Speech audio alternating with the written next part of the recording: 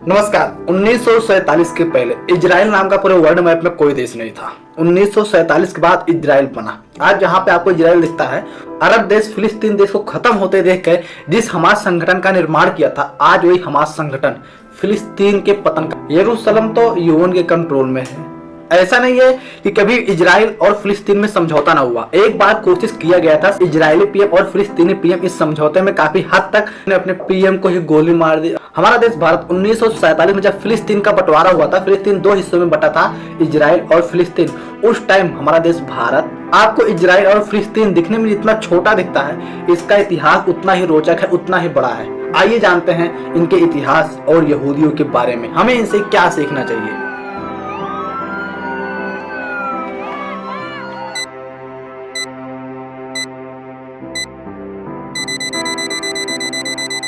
अब बहुत सारे लोग के मन में सवाल आते हैं, भाई ज्यूस को फिलिस्तीन ही क्यों चाहिए? बहुत सारे वर्ल्ड में कंट्री है, वहां पे जाके बस सकते थे, लेकिन नहीं, फिलिस्तीन इनके लिए बहुत इंपॉर्टेंट था।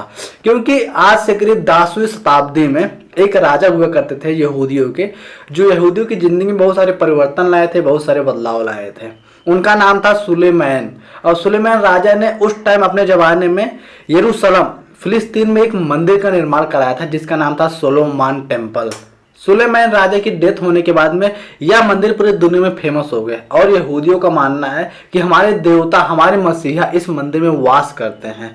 जिस तरह इस्लाम में कोई देवता की मूर्त नहीं होती है, उसी तरह यहूदी में भी किसी देवता की मूर्त नहीं होती है। और जब किसी का पवित्र स्थल कहीं पर रहेगा तो लोग वहां पर जाएंगे, बहुत ज़्यादा मात्रा में बसेंगे भी। तो फिलिस्तीन के यरूशलेम में यहूदियों का सोलोमन टेम्पल है और लोग उसको पवित्र स्थान मानते हैं। इसलिए पूरी दुनिया से 10, 20, 50, 100 करके यहूदी लोग फिलिस्तीन जाते थे, और कई लोग तो यहीं पे बस जाते थे, कई लोग वापस चले आते थे। 1947 के पहले पूरी दुनिया में यहूदियों का कोई देश नहीं था। दुनिया में छोटे छोटे गुटों में बटे यहूदियों को कहीं पे मारा जा रहा था, कहीं पे गुलाम बनाया जा रहा था, कहीं से भगाया जा रहा था। इसके पीछे का कारण है, बस आप ऐसे समझिए, हमारे देश में इलेक्शन होता है और कहीं पे बंटवारा हो जाता है कि भाई ये यादव सीट है, ये मुस्लिम सीट है, ये सीट है, ये फलाना सीट है, और लोग उसी हिसाब से वहाँ पे वोट देते हैं और वहाँ का एमएलए, वहाँ का मंत्री उस हिसाब से जीत भी जाता है। जाहिर सी बात है, जब वो जीतेगा तो अपने जाति वालों को पहले देखेगा, उसके बाद सबको देखेगा। तो उसी तरह कई देशवासियों को ऐसा लगता था कि हमारे देश में अगर यहूदियों की संख्या ज़्यादा हो जाएगी तो यहूदियों का राजा बन जाएगा और हम लोग का यहाँ से पतन हो जाएगा। बस यही डर से अधिकतर देश यहूदियों को अपने देश से भगा रहे थे, हटा रहे थे। आते हैं मुद्दे पे। सन 1914 में जब प्रथम विश्व युद्ध का ऐलान हुआ, पूरी दुनिया दो गुटों में बट गई थी।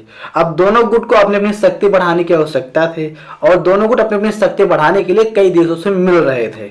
ब्रिटेन जा मिला यहूदियों से और यहूदियों को ये विश्वास दिलाया कि आप मुझे युद्ध में साथ दीजिए, हम आपको इजराइल नाम का एक देश देंगे। यहूदियों को अपने फ्यूचर को लेकर के बहुत सारी चिंताएं थी, क्योंकि पूरी दुनिया में उनका बहिष्कार किया जा रहा था, उनके पास कोई देश नहीं था। इस अपॉर्चुनिटी को यहूदी लोग खोना नहीं चाहते थे। यहूदी लोग ब्रिटेन के साथ खड़े हो गए और जिन्हीं के चलते प्रथम विश्व युद्ध में ब्रिटेन, अमेरिका, फ्रांस की विजय भी हुई। अब टाइम आ गया था बिगुल बजाने का, पर ये इतना आसान होने वाला नहीं था। अभी कोई दिल्ली का व्यक्ति आपके गाँव में आता है और बोलता है, भाई साहब आप गाँव खाली करो, हम आपके गाँव में रहेंगे, खाली कर देंगे? नहीं।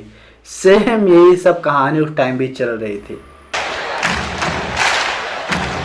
अंग्रेज अपने वादे पे खरे उतरे और घोषित किया कि हम फिलिस्तीन में एक इजराइल नाम का देश बनाएंगे जो यहूदियों का गढ़ होगा। पूरी दुनिया में जितने भी यहूदी लोग बसे थे, सबको ये मालूम हो गया, भाई हमारे लिए एक देश बनाया जा रहा है फिलिस्तीन में। लेकिन ये सब सुन के फिलिस्तीन वालों ने अंग्रेजों के खिलाफ प्रोटेस्ट करना चालू कर दिए। अब पूरी दुनिया में बसे यहूदी छोटे छोटे गुट होकर के इजराइल यानी फिलिस्तीन पहुंचने लगे। अभी तक इजराइल बना नहीं था, केवल घोषणा भर हुई थी। अब अंग्रेजों की मुश्किलें और ज़्यादा बढ़ने लगी। फिलिस्तीन और यहूदियों के बीच में घरेलू जंग छिड़ने लगी। अब अंग्रेज सोचने लगे कि हम क्यों ना इन यहूदियों को किसी और अरब देश में जगह दें। पर जब ये बातें अंग्रेज लोग यहूदियों को सामने लेके आते थे तो यहूदी लोग उन पर ही आक्रमण कर देते थे और उनका कहना था कि हम कहीं नहीं जाएंगे, हमारे लिए फिलिस्तीन ही बेस्ट है। अब अंग्रेज इस मुश्किल से छुटकारा पाने के लिए एक व्हाइट पेपर जारी करते हैं, पैलेस्टाइन स्टेटमेंट ऑफ पॉलिसी, जिसके अनुसार हर साल फिलिस्तीन में केवल 10,000 ही यहूदी आ सकते हैं, उससे ज़्यादा नहीं। जब ये पेपर जारी हुआ तो यहूदी लोग तो आ रहे थे पर कम मात्रा में। फिलिस्तीन को थोड़ा राहत मिली, पर यह राहत हरदम के लिए नहीं मिलने वाली थी, क्योंकि दूसरी तरफ उदय हो चुका था हिटलर का। सन 1939 में द्वितीय विश्व युद्ध की घोषणा हुई और घोषणा होते देर नहीं थी कि हिटलर यूरोप देशों को अपने अंदर में ले लिया। और हिटलर को यह बात बहुत बढ़िया से मालूम थी कि पहला विश्व युद्ध वो कैसे हारे थे। उस टाइम हिटलर के सबसे बड़े कट्टर दुश्मन होते थे यहूदी, और यहूदियों का हिटलर खात्मा करना चाहता था। अरब देश में जितने भी यहूदी बचे थे उनको मारने का ऑर्डर दे दिया। जर्मनी में यहूदियों को मारने का ऑर्डर दे दिया। पूरी दुनिया में बस से यहूदी घबरा गए। उस टाइम यहूदियों को लेकर के हिटलर ने ऐसा कत्लेआम मचाया कि 60 लाख यहूदियों को वो बम, विषैली दवा, भूख की वजह से मार डाला। 60 लाख यहूदियों को मार डाला। अब पूरी दुनिया में बसे यहूदी लोग, बस उनका एक ही घर था, इजराइल, फिलिस्तीन, जहाँ पे वो भाग भाग के वो आने लगे। वहाँ पे तो अंग्रेजों के द्वारा white paper state of policy बनाई गई थी, पर उसकी ऐसी की तैसी करके पूरी दुनिया में बसे यहूदी लोग इलीगल तरीके से फिलिस्तीन में घुसते गए और तंबू बना के रहने लगे। ये उस टाइम की फोटो है जब यहूदी लोग को पूरी दुनिया में प्रताड़ित किया जा रहा था और ये फिलिस्तीन में दाखिल हुए थे। तंबू बना के उस टाइम ये लोग रह रहे थे। जब हजारों की संख्या में पूरी दुनिया से यहूदी फिलिस्तीन पहुंचे तो फिलिस्तीन वासियों ने अंग्रेजों पर इतना दबाव डाला कि उनकी बेचारों की फट के हाथ में आ गई। अभी दूसरा विश्व युद्ध खत्म हुआ था और अंग्रेजों के पास इतनी क्षमता नहीं रह गई थी कि इनके मामलों को सुलझा पाए, और वो बीच से कट आउट कर लेता है और ये बंटवारे का मामला यूएन के हाथ में सौंप देता है। एंड ये ऐलान करता है 15 मई 1948 को मैं फिलिस्तीन को आज़ाद करके अपने देश वापस चला जाऊंगा। यूनाइटेड नेशन ने फिलिस्तीनियों और यहूदियों के झगड़े को देख करके इस मामले को काफ़ी सीरियस लिया और बहुत जल्द ही वर्ल्ड के सभी देशों के साथ डिस्कस किया। 19 नवंबर 1947 को बंटवारे के रेजुलेशन पास किए, जिसको देख के पूरी दुनिया चकित रह गई। अब इस बंटवारे में थी वोट की बारी कि कौन से देश किस देश का कितना सपोर्ट कर रहे हैं, जिनमें से 33 देश इजराइल का सपोर्ट किए और 13 देश इजराइल का विरोध किए, यानी फिलिस्तीन का सपोर्ट किए। अभी इन 13 देशों में से एक भारत भी था जो उस टाइम फिलिस्तीन का सपोर्ट किया था, इजराइल देश बनने का विरोध किया था, और 12 इस्लामिक देश थे जो इजराइल का विरोध किए थे और फिलिस्तीन का सपोर्ट किए थे। आपको इस मैप में जो हिस्सा व्हाइट दिख रहा है ये है इजराइल, और जो हिस्सा ग्रीन दिख रहा है ये है फिलिस्तीन, और जो बीच में ये यरूशलेम है ये यूएन अपने कंट्रोल में रखा। यरूशलेम को यूएन अपने कंट्रोल में इसलिए रखा क्योंकि उस जगह पे तीनों धर्म, ईसाई, यहूदी और इस्लाम, तीनों धर्म के पवित्र स्थल माने जाते हैं। इस्लाम का मानना है हमारे हजरत मोहम्मद यहीं से जन्नत गए थे। ईसाई का मानना है ईसा मसीह की कर्म भूमि है। ईसाइयों का यह भी मानना है ईसा मसीह को यहीं पे सूली पर लटकाया गया था, और लटकाने वाले यहूदी थे। ईसाई लोग भी यहूदियों को अपना कट्टर दुश्मन मानते हैं, और यहूदियों को यहाँ पे सोलोमन टेम्पल था। उनका यह मानना है कि हमारे देवता इसके अंदर वास करते हैं, इसलिए वो इसको छोड़ना नहीं चाहते हैं, अपनी राजधानी बनाना चाहते हैं, जो अभी के टाइम वेस्ट बैंक में पड़ता है। तीनों धर्मों का पवित्र स्थल होने की वजह से ये अभी यूएन के कंट्रोल में है। यह था बंटवारा, और इसी बंटवारे की वजह से आज तक युद्ध होते आ रहे हैं। फिलिस्तीनी और यहूदियों के बीच में पहले युद्ध की शुरुआत यूं होती है। 15 मई 1948 को अंग्रेजों ने बोला था फिलिस्तीनियों को कि हम आपको आज़ाद करके अपने देश वापस चले जाएंगे, और बंटवारे के कुछ ही महीने हुए थे कि 14 मई 1948 को यहूदियों ने इजराइल को स्वतंत्र देश घोषित कर लिया। आज इजराइल स्वतंत्र देश बना, और कल ही अरब के करीब 6 देश मिलके इन पे आक्रमण कर दिए। यह युद्ध करीब 1 सालों तक चला, और इस 1 साल के युद्ध में जीत हुई इजराइल यानी यहूदियों की, और केवल यहूदी लोग जीते ही नहीं, ये कई देश के अंदर हल्के उन पे कब्जा भी कर लिए, और इनका जो इजराइल पहले छोटा दिखता था अभी के टाइम और बड़ा हो गया। 1 साल के युद्ध खत्म होने के बाद में अरब देशों के बहुत बढ़िया से मालूम हो गया था कि हम इजराइलियों यहूदियों को नहीं हरा सकते हैं, क्योंकि भाई यहूदी लड़ रहे थे अपने अस्तित्व को लेकर के, और अरब देश लड़ रहे थे उनको हटाने के लिए, तो कहाँ से वो हारते।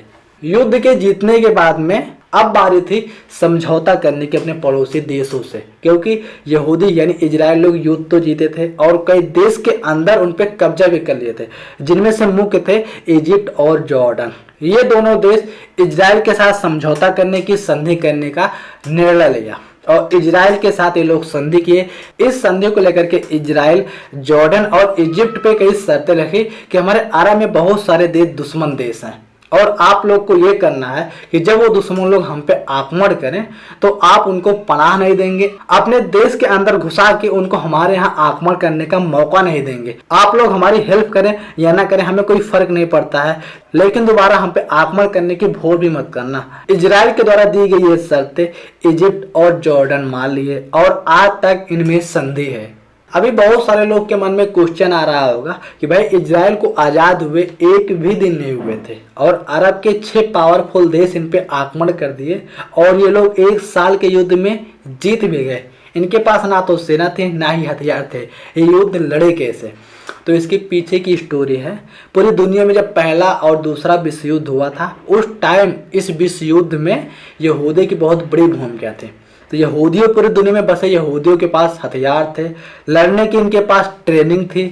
जब अरब के 6 देशों ने इजराइल पे हमला किया, आक्रमण किया, तो पूरी दुनिया में बसे यहूदी लोग इजराइल के सपोर्ट करने के लिए वहाँ पे पहुँचने लगे हथियार के साथ, अपनी अपनी छोटी छोटी सेनाओं के साथ, जिसके चलते इजराइल ने इस युद्ध को 1 साल तक बरकरार रखा और उसे जीता, क्योंकि इजरायली यहूदी लड़ रहे थे अपने अस्तित्व के लिए और अरब देश लड़ रहे थे उनको मिटाने के लिए।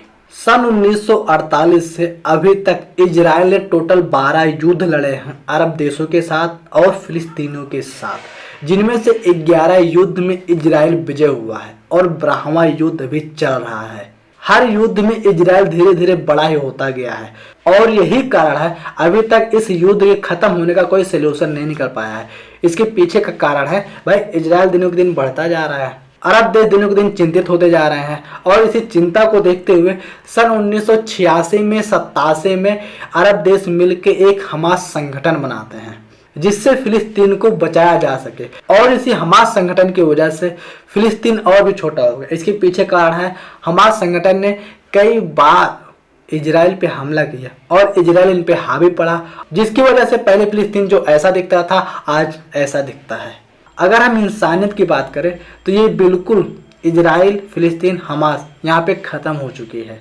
अभी आप ट्विटर पे जाइए और ट्विटर पे डेली ट्रेंड कर रहा है भाई इजराइल हमास, उस पर क्लिक करिए, आपको हमास आतंकियों का कुछ ऐसा वीडियो देखने को मिलेगा जिसके देख के आप भी बोलोगे जैसे भारत बोलता है भाई साहब हम फिलिस्तीन के सपोर्ट में हैं, इजराइल के सपोर्ट में हैं, पर इन आतंकी संगठन के सपोर्ट में नहीं है।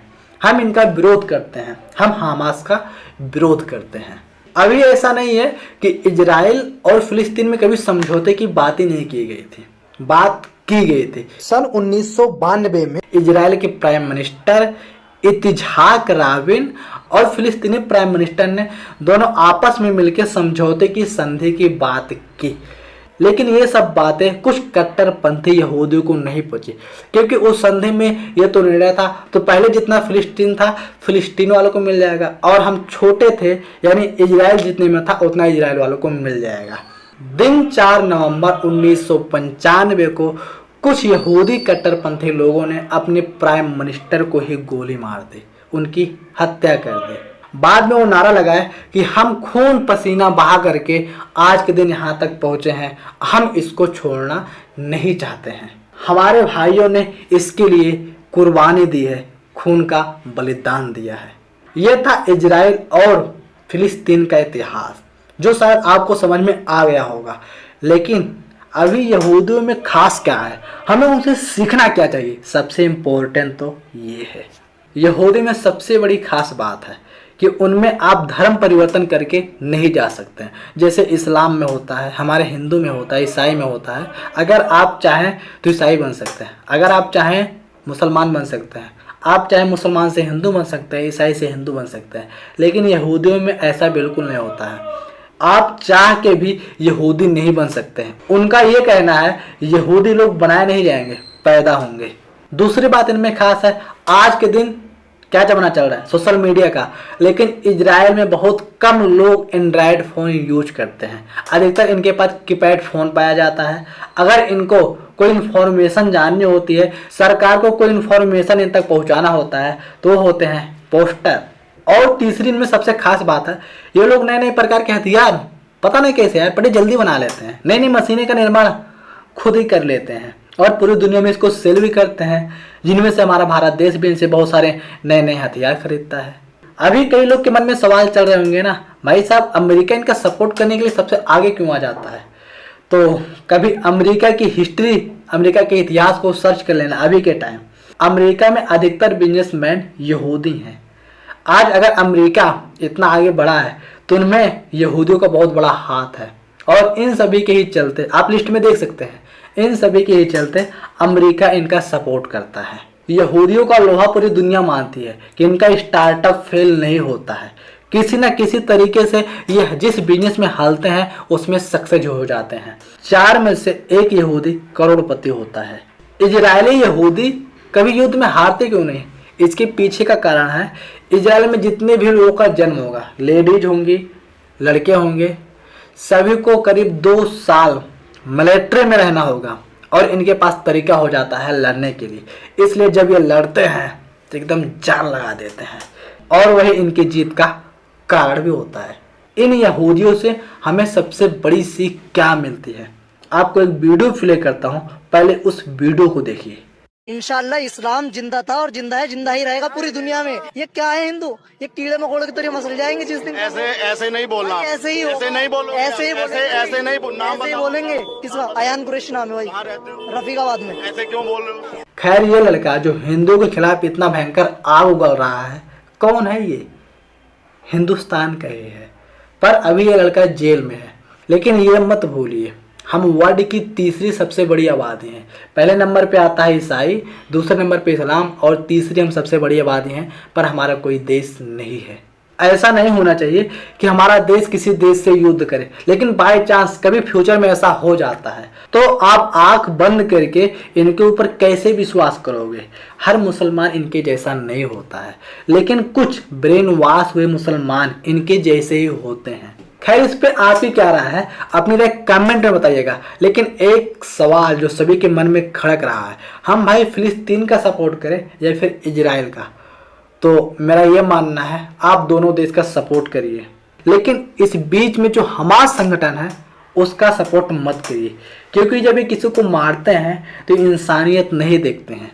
ये वही लोग हैं जिनका ब्रेन वॉश हुआ रहता है और इनको जो कहा जाता है ये वही करते हैं, क्योंकि वहाँ से इनको आई होप मेरी बताई हुई बातें आप लोग के समझ में बढ़िया से आ गई होंगी। खैर इस वीडियो से आपको क्या सीख मिली अपनी राय कमेंट में बताइएगा और मैं आपको अपना इंट्रो दे दूं। मेरा नाम है JS नीरज, मैं लिया हूँ 500 दिन का हार्ड चैलेंज। इस 500 दिन के हार्ड चैलेंज में हमें करना क्या है, वर्ल्ड में टोटल 195 देश हैं, उनके ऊपर रिसर्च करनी है और वीडियो के माध्यम से आप लोगों तक पहुंचाना है। और इसी बीच हमें अपने शरीर को फुर्त रखने के लिए सुबह और शाम एक्सरसाइज करना है। बाकी मिलते हैं अगले वीडियो में अगले देश की रिसर्च को लेकर के। आई होप आपको जानकारी अच्छी लगी होगी और आप इस चैनल को भी सब्सक्राइब करेंगे। आपके लिए सब्सक्राइब बटन दबाना फ्री है, पर हमारे लिए बहुत इम्पोर्टेंट है। हमें और वीडियो बनाने का हौसला मिलता है, गहरी रिसर्च में जाके उनको ला के आप लोगों को बताने में बड़ा मजा आता है। जय